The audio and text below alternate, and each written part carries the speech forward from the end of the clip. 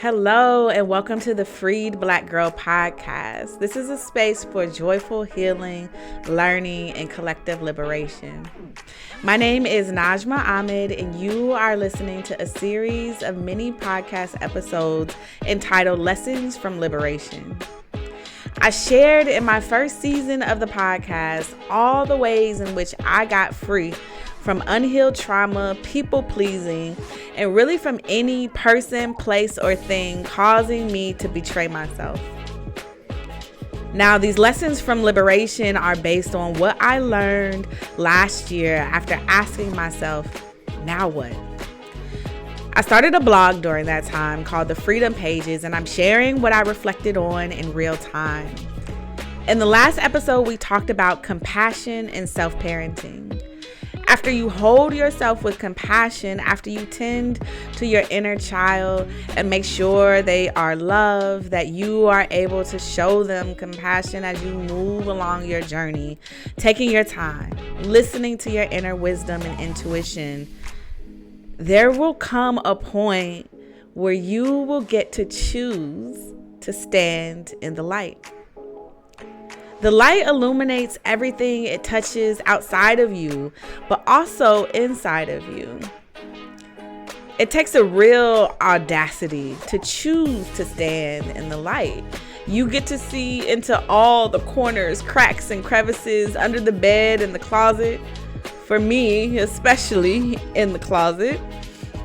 When you choose the light, yes, it's sunshine and rainbows, but it's also the facing and integration of the shadow when you choose the light.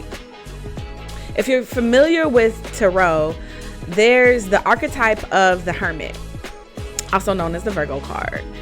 And the hermit goes through these deep periods of isolation and introspection, hiding away, holding this lantern, exploring themselves and the world around them. But the whole point of the hermit is to then descend out of this period of isolation and bringing forth the light to share with others, but also choosing to stand in it. Let's jump into this week's lesson. One of the biggest examples in my life of choosing to step into the light on purpose was when I decided to share more about my journey to my sexuality and invite others in on that journey 2 years ago. I had spent my life actively avoiding being seen, while at the same time wanting nothing more than to feel seen. Is this constant push and pull of wanting to be my most authentic self and working to not be deterred by how people may perceive me in the expression of that authenticity. I read recently that one of the most liberating things we can do is to allow ourselves to be visible without the need for others to see us. That being seen is truly an inside job. Coming into my sexuality at 37, I realized just how much I thought I was waiting for others to see me. And I was really waiting to feel seen by me. I have learned or remembered so much about myself, especially since beginning the journey of exploring my sexuality and coming into my queerness. I understand now just how many things in my life were already queer. It was really my entire existence. My sexuality was just one part of me that is outside of the quote unquote norm and had been blocked this whole time. I suddenly had the opportunity, the imperative, to question everything now. Let the sun shine in, illuminate all of the parts that have been hidden in the shadows of fear of being too different, too deep, too artsy, too smart, too ambitious, too woo-woo, too confident, too soft, too assertive, too kind, too hopeful, too free. I realized that all of this was not happening just because I had chosen to come out publicly or invite people in. Yes, that was definitely a major marker on the journey of choosing to step into the light. But there were a series of events that had to happen in my life to even get me to the point where I felt like I could make that declaration about my sexuality, that I was already outside of the norm. But I had been making that declaration for decades at that point. Really, like I said, my whole life. I've learned that all of the experiences in my life where I decided to trust in my own brilliance and abilities, they were nurturing my audacity to choose the light. From working for myself full time for the last 5 years to choosing a past career that required my leadership and literally being on stages. Even when I told myself I was an introvert and shy. Or moving across the country a few times to pursue a new life. I have been known to fling myself off the ledge into the light quite a bit. Maybe I had to prove to myself enough times that I could leap and be carried before I fully decided to just let myself be held and fly into the light. Also, I have news for you. We are already seen by others, whether we like it or not. Our work is to make sure that we recognize, trust, and love who we see looking back at us in the light of the mirror. I was leading a workshop last week at the time of writing this blog last year. And I asked the people in attendance, what is something that you love most about yourself today?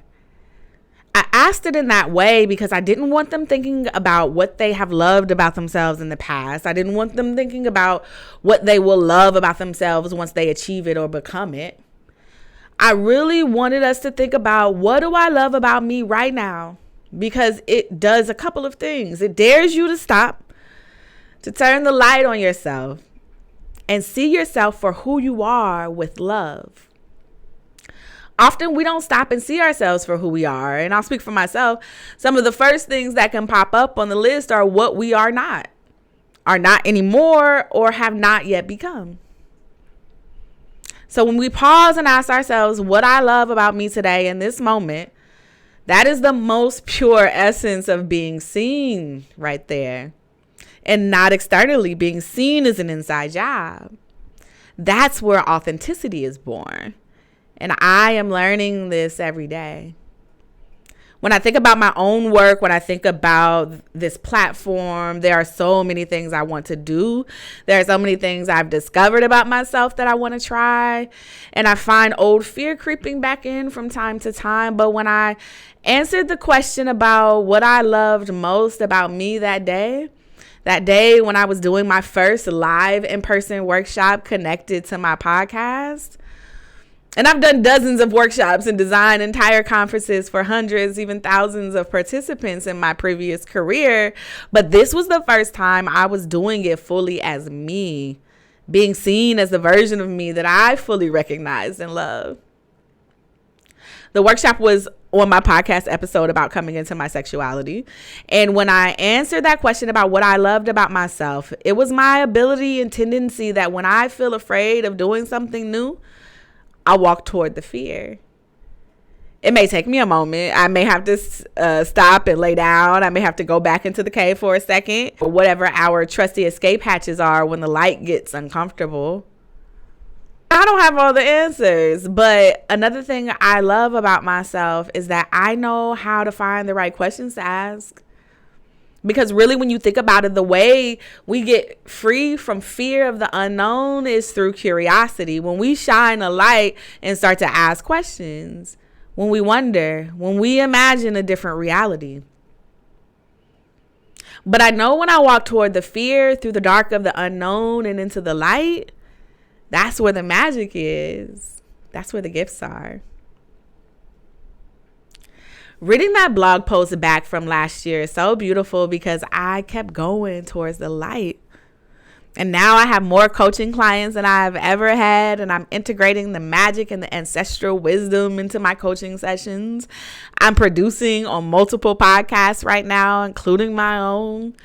I hosted and spoke at nearly a dozen events last year, and I've more than doubled my platform audience. And I have so many more exciting things on the horizon that I can't wait to share with you all. When I began therapy 7 years ago, one of the things that drew me to my therapist, outside of her being a Black woman, was that on her website, she had a poem that I'm sure you have all heard before. And I wanted to leave it with you. Our deepest fear is not that we are inadequate. Our deepest fear is that we are powerful beyond measure. It is our light, not our darkness, that most frightens us. We ask ourselves, who am I to be brilliant, gorgeous, talented, and fabulous?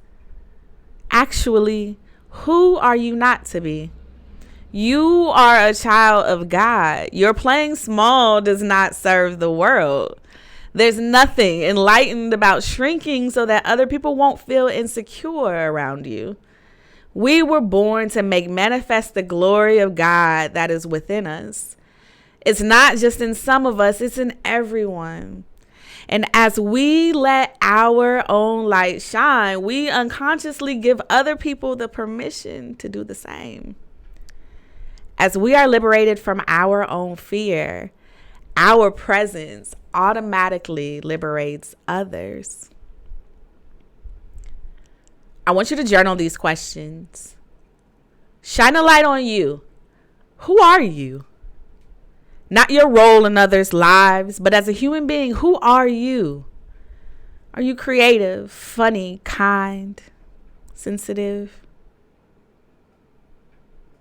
What is your relationship with being seen as your authentic self? When do you feel the most seen? What would you choose to do if you weren't afraid of the light? What are you still healing that you are afraid to let others see? I also want you to do this activity. If you've seen Insecure, channel your inner Issa Rae. Stand in the mirror. If you have a floor-length mirror, use that. If you don't have a floor-length mirror, get one. I didn't used to have one either until a few years ago, and it changed my life, my relationship with being seen, my relationship with my body. But if you don't have a floor-length mirror, use a bathroom mirror for now. Look at yourself in the eyes and tell yourself all the things you love about you.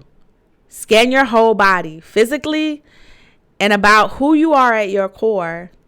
Don't censor yourself. Notice where you want to resist, critique, qualify, or minimize. Take note later as potential areas for extra love and healing energy. Let any emotions that come up flow and release them. Thank you for listening.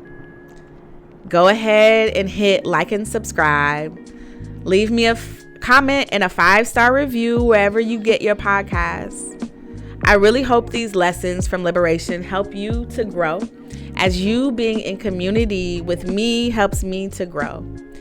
And as always, I want this to be a conversation. So leave me a comment. What do you love most about your light today?